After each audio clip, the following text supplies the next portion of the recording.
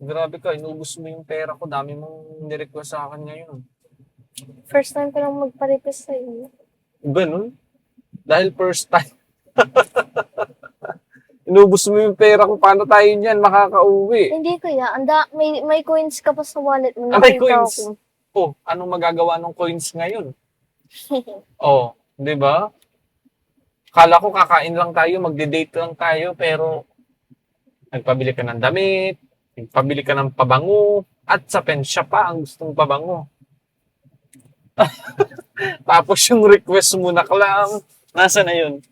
Itong clam na to, matagal mo nang request mong nakaraan. Pa 50 pesos lang naman pala, oh. Akala ko naman ay 100, 50 pesos lang naman pala to. So ngayon, natuluyan na. Anong kapalit ng mga pinamili mo? Grabe, nag-shopping galore ka eh. As in shopping yun, no? Hindi yung As in shopping. nag-shopping ka. Hindi Di ba yung yung mga damit? Ilan yung binili mong damit? Ikaw nagbili. Kaya nga ilan yung mga pinamili mong damit? 6. 6. Oh. Tapos yung leggings. O yung leggings din natin kinuha yun kasi sikip sa'yo. Dapat kasi XL ka. Extra large ka. Oh, bakit? Delete mo yan. Bakit ko i-delete? Delete mo yan. Hindi delete. Ba't ko i-delete Hindi nga kasya sa'yo yung large. Ibig sabihin yung next size. Oh. Anong masama doon? Kasi shopping. Okay. Bawal sabihin. Go. Delete mo. Oo nga. Sexy ka na. Oh, di ba? Sexy ka. Okay, mo na si daddy. Mag-thank you. Anong kapalit noon pagdating sa bahay?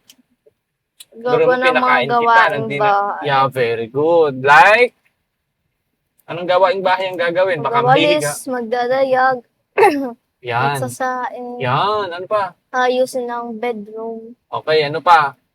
Yun lang. Deal yun ha? Promise. Oh, promise. Mag-promise. Ba't di mo kayo mag-promise? Promise, oh. Kita ka nila. Hala. Sasabihin, hala. O, go, promise mo na ikaw.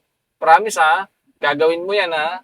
Okay. Tapos delete mo yung sinabi mo. Alin doon? Yung sabi mo, delete mo yun. Yung Ayaw sa- nung extra size.